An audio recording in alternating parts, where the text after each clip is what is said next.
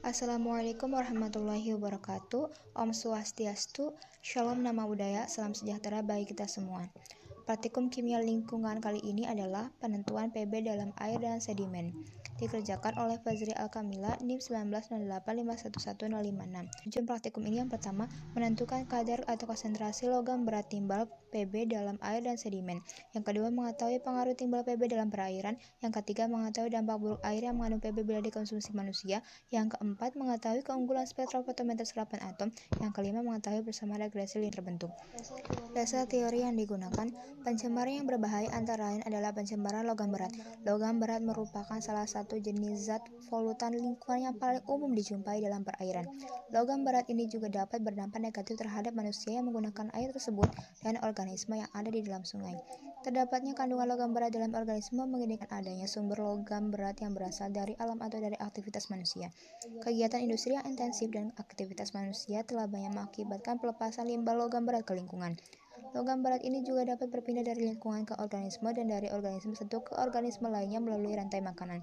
Logam berat yang ada pada perairan suatu saat akan turun dan mengenai perairan, membentuk sedimentasi dan juga menyebabkan masyarakat yang menggunakan air yang mengandung logam berat tersebut akan memiliki peluang yang sangat besar untuk terkontaminasi logam berat. Air yang mengandung logam berat akan menjadi bahan racun dalam tubuh makhluk hidup. Berikut adalah alat dan bahan yang digunakan. Berikut adalah prosedur kerja, penentuan PB dalam air, serta penentuan PB dalam sedimen. Berikut adalah data pengamatan yang digunakan. Berikut adalah perhitungan serta kurva hubungan antara nilai konsentrasi dengan nilai absorbansi yang didapatkan dalam praktikum ini. Pembahasan. Praktikum ini bertujuan untuk menentukan kadar PB dalam air dan sedimen. Dalam praktikum ini digunakan metode analisis menggunakan SSA karena dapat mendeteksi kandungan logam PB dalam konsentrasi yang sangat kecil. Dari data pengamatan digunakan 3 sampel air dan 3 sampel sedimen. Dalam konsentrasi larutan bervariasi dari data diberikan diperoleh persamaan regresi linear sebesar Y sama dengan 0,2206x minus 0,0084. Dari data observasi diperoleh konsentrasi pada masing-masing sampel air dan sedimen yang disubstitusikan ke dalam persamaan regresi linear.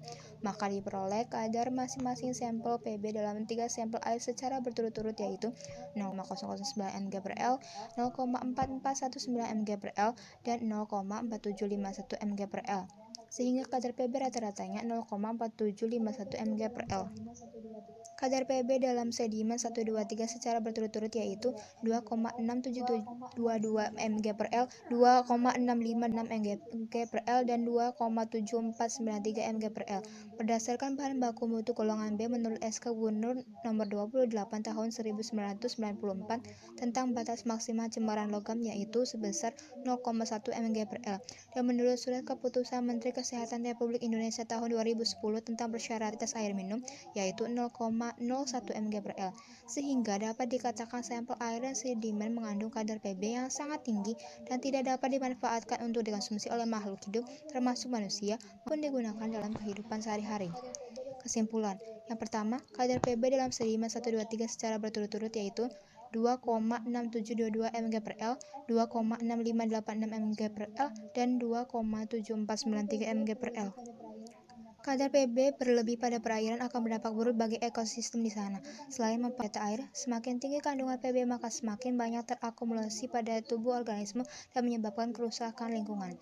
Yang ketiga, air yang mengandung PB berlebih akan menjadi bahan racun dalam tubuh makhluk hidup termasuk manusia. Bila dikonsumsi dapat mengakibatkan kelesuan, gangguan iritabilitas, depresi, sakit kepala, dan lainnya. Yang keempat, metode analisis menggunakan SSA ini sangat baik digunakan untuk analisis logam berat PB karena dapat mendeteksi kandungan logam PB dalam konsentrasi yang sangat kecil.